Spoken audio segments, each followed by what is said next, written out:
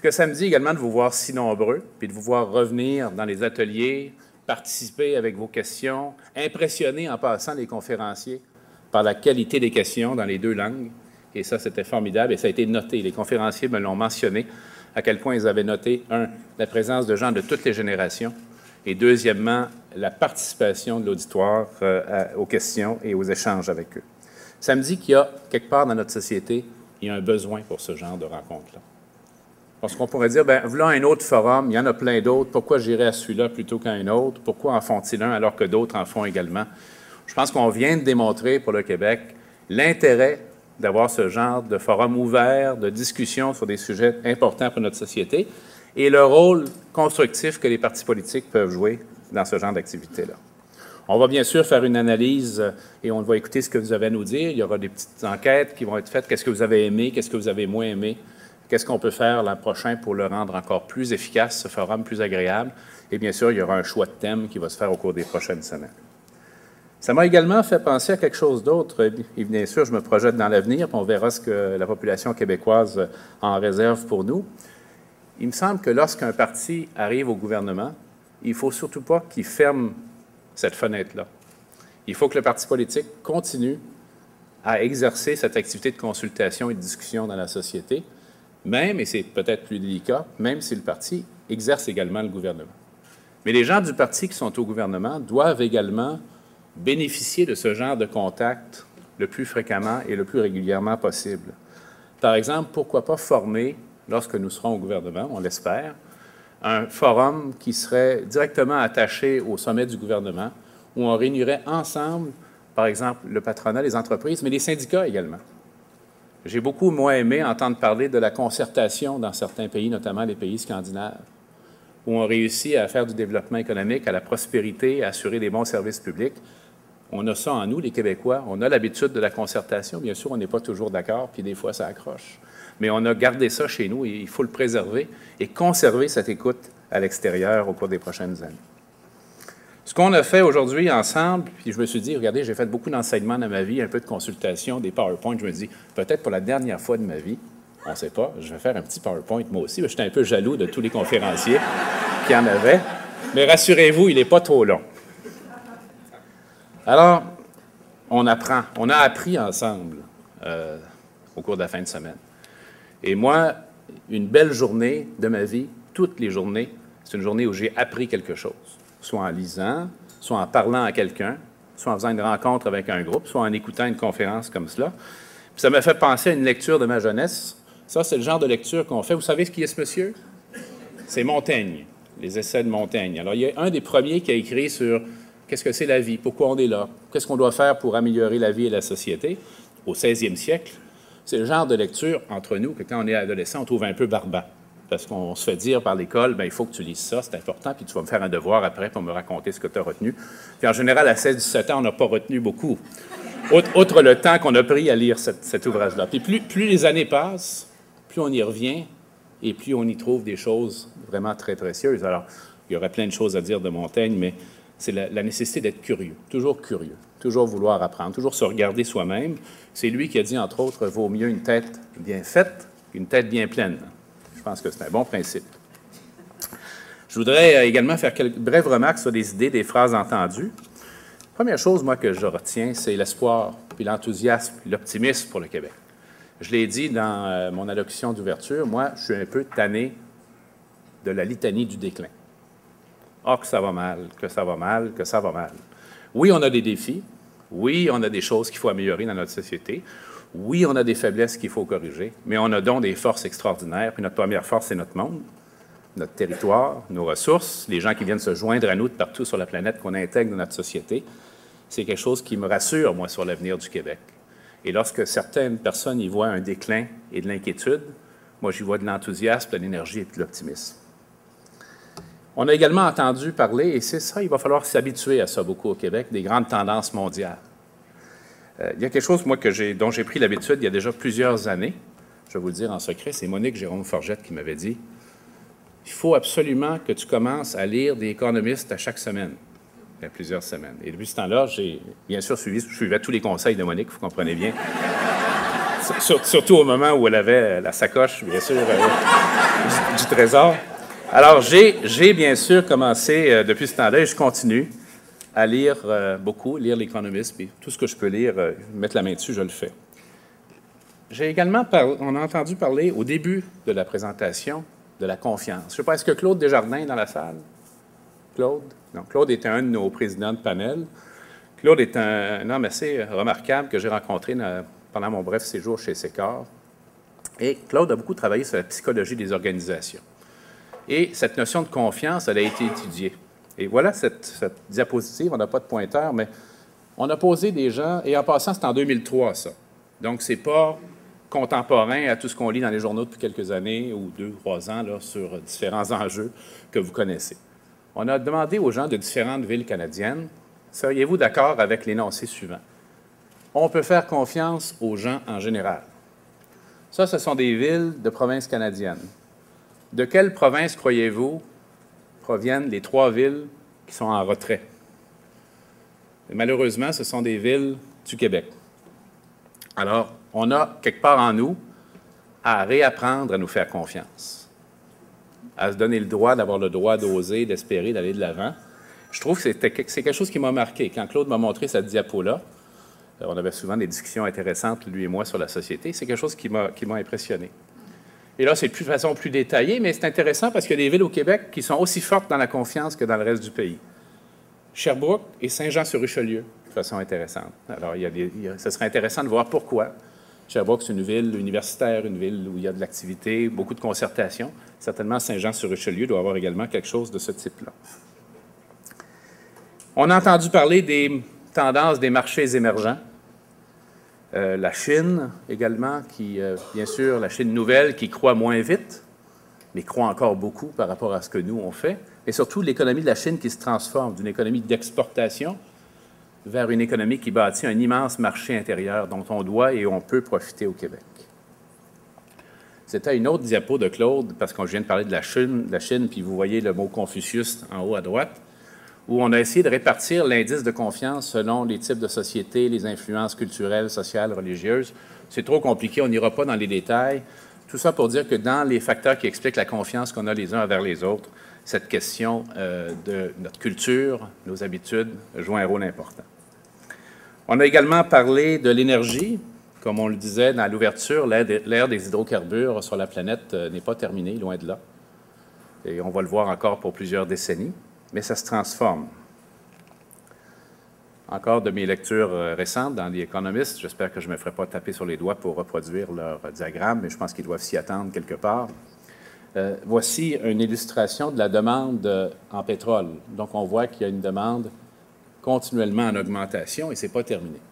Et on sait à quel point l'utilisation du pétrole a un impact sur les gaz à effet de serre. Alors, ce même journaliste s'est demandé qu'est-ce qui peut faire changer la demande en pétrole au cours des prochaines années. Alors, il y a 3 façons de le faire. Soit on ne fait rien, on continue comme on est, et c'est la courbe de haut où on voit une augmentation très marquée de la demande de pétrole. Soit on fait plus d'efficience, notamment dans les véhicules, dans le transport. Ou on fait une transition vers le gaz naturel. Et là, vous avez le gain le plus important en termes de réduction de demande de pétrole. C'est un message important parce que, bien sûr, au Québec, on parle d'électrification du transport avec raison, il faut le faire. Ça arrivera plus vite pour le transport en commun que le transport individuel, mais cette transition vers le gaz naturel, pour nous, peut être également très, très utile. On a entendu parler également de l'importance historique majeure de l'autosuffisance d'ici quelques années de l'Amérique du Nord dans le domaine des hydrocarbures, notamment à cause de cette découverte avec des conséquences bonnes, mauvaises. Il y a eu beaucoup de débats là-dessus, comme on le sait, mais la découverte de la fracturation dans l'extraction des hydrocarbures a un impact mondial qui va en croissant et on n'a pas fini d'en voir les effets.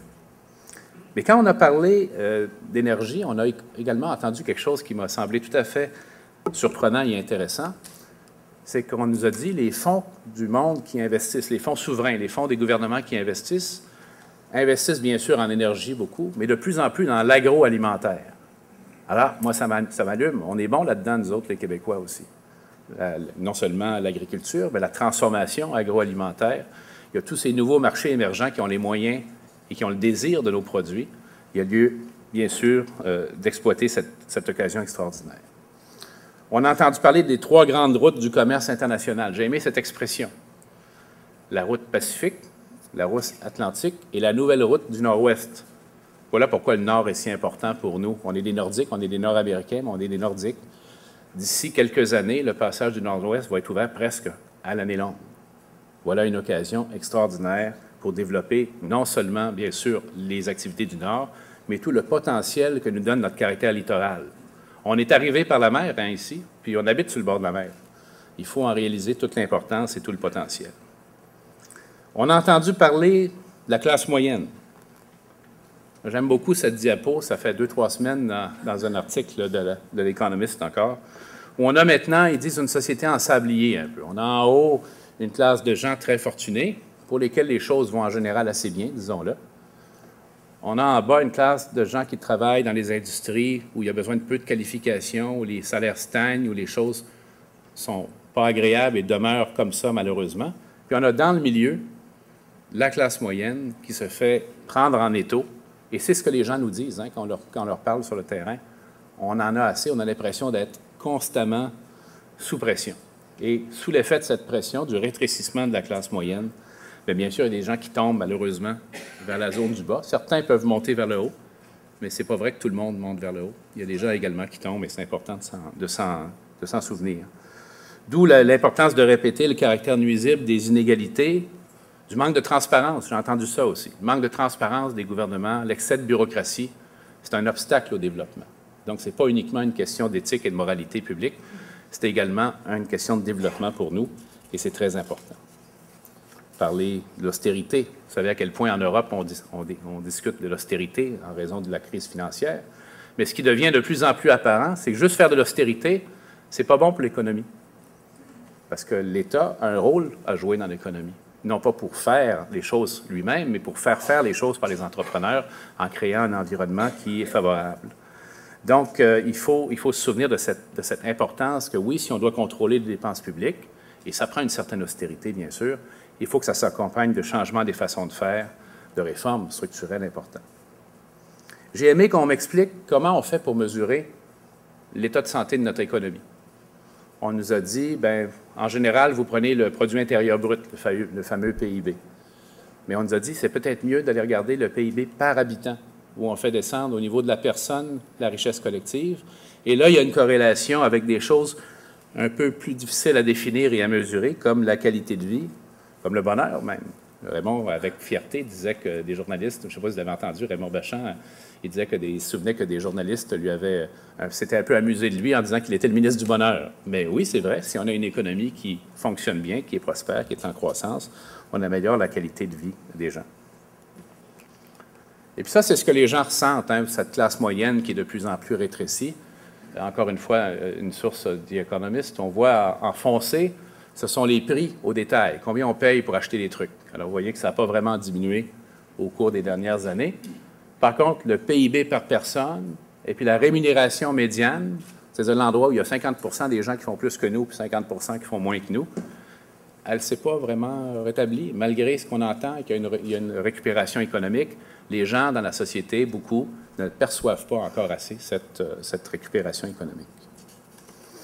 On a entendu parler ce matin, et pour moi c'était particulièrement important, du rôle central de la fiscalité.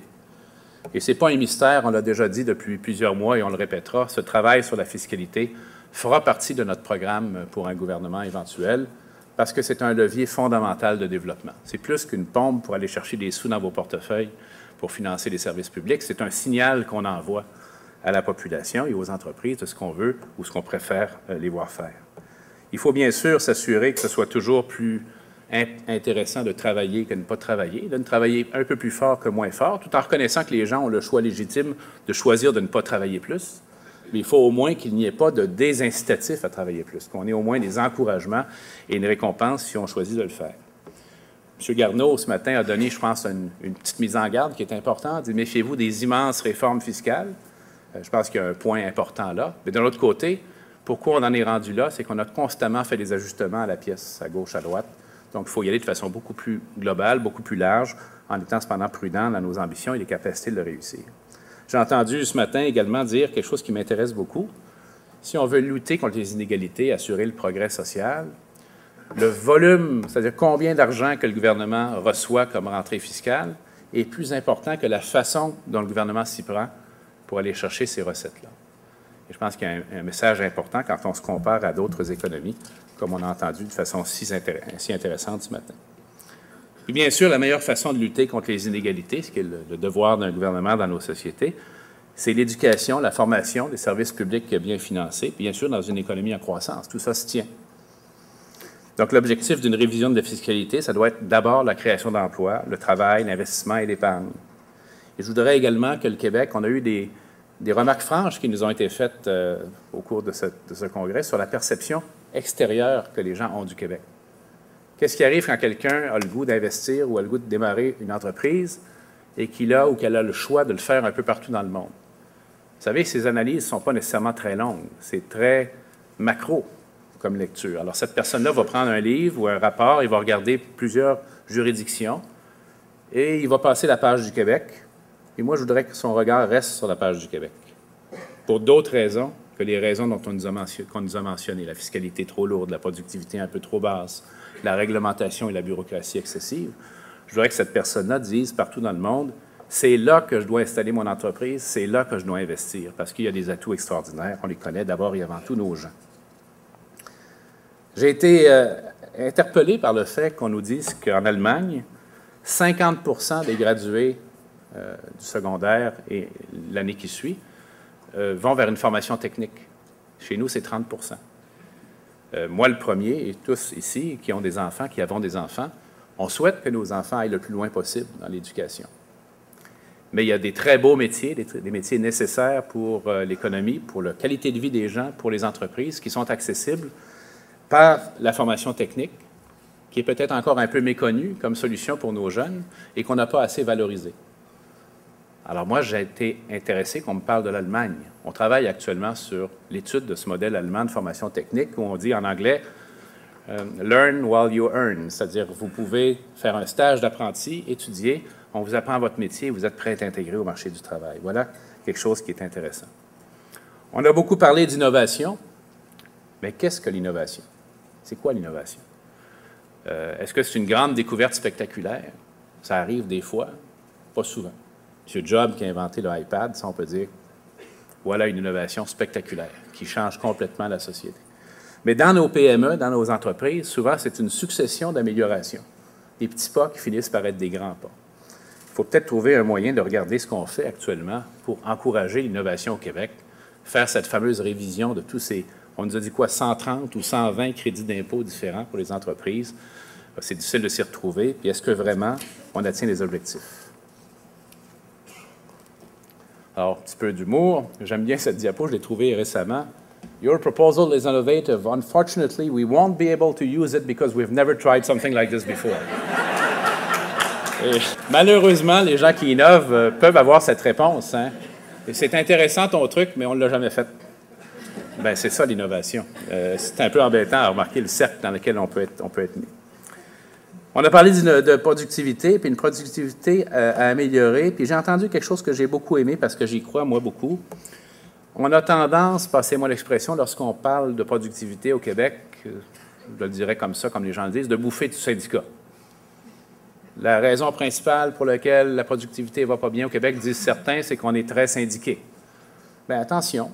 On a vu, je parlais de la Suède tantôt, je parlais de la concertation employeur-syndicat-gouvernement, qu'il y a des sociétés où le taux de syndicalisation est plus élevé, où il y a plus de croissance économique, plus d'activités d'innovation.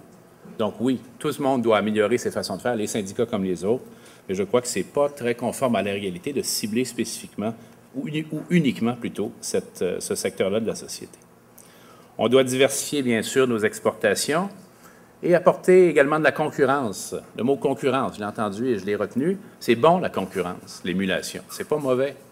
Même dans les services publics, tant qu'on en garantit l'équité et l'accessibilité par un financement public qui est juste.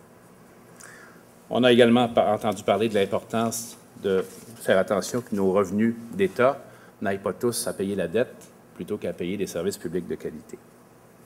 Il ne faut pas craindre la comparaison. C'est un des objectifs qu'on avait, Jean-François et nous, avec ce colloque, c'est de ne pas craindre d'écouter et d'aller voir ailleurs. Peut-être qu'on a ce réflexe je dirais qu'on a deux réflexes à développer plus souvent. D'abord, tout de suite regarder ailleurs. On dit on a un problème au Québec, on a un problème de pension, on a un problème de fiscalité, on a un problème d'innovation, on a un problème de productivité.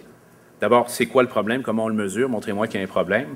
Rien de pire en politique que de tenter de trouver un problème, une solution à un problème qui n'existe pas. Mais ça arrive. Donc, est-ce que vraiment on a un problème? Est-ce qu'on l'a bien défini, bien mesuré? Puis la prochaine question, ça devrait être, bien, qu'est-ce qu'ils font ailleurs? Ceux qui réussissent, comment ils font? Puis résister à tout de suite faire dire, bien, chez nous, c'est pas pareil. Bien sûr, chez nous, c'est pas pareil, mais on peut toujours prendre inspiration de ce qui se fait ailleurs et bien sûr l'adapter à nos circonstances. Premièrement, donc, regarder ailleurs. Deuxièmement, l'évaluation. Il faut évaluer ce qu'on fait. On a toujours tendance à dire, bien, voici ce qu'on a, puis on va ajouter quelque chose de plus. Par exemple, si on décide de faire une révision des crédits d'impôt pour l'innovation et l'aide aux entreprises, que je crois qu'il doit être fait, il faut résister à la tentation de dire, bien, on va tout laisser comme c'est là, puis on va juste voir ce qu'on peut faire maintenant. Il faut revoir également et vérifier que les programmes, les politiques fiscales notamment qu'on a mis sur pied, donnent les résultats souhaités.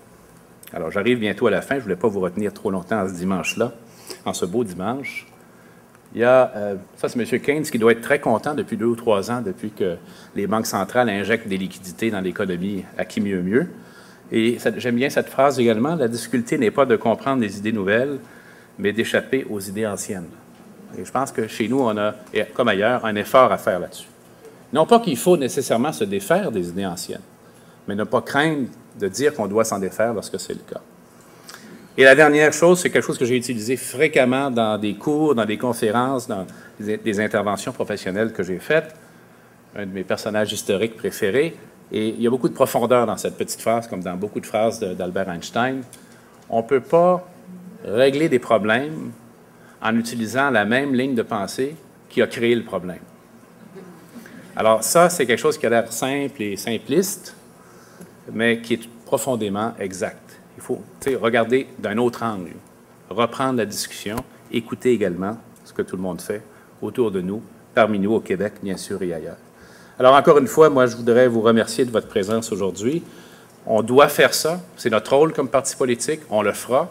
J'étais content de voir parmi nous des gens qui ne sont pas affiliés nécessairement à un parti politique, des gens également qui ont un point de vue qui est différent du nôtre. Bonne nouvelle, qu'on puisse discuter, qu'on puisse échanger sur nos points de vue et apprendre les uns des autres. Donc, on va continuer, on va remplir ce rôle. Et on va également faire de la politique, je vous rassure, mais pas maintenant, plus tard. Alors, je vous donne rendez-vous à ce prochain forum. Et je remercie encore Jean-François et son équipe de l'avoir mis sur pied. C'est un grand héritage, Jean-François, que tu laisses au Parti libéral du Québec déjà. Et on va le rendre encore plus grand, plus beau et plus porteur. Merci beaucoup. Bonne fin de semaine.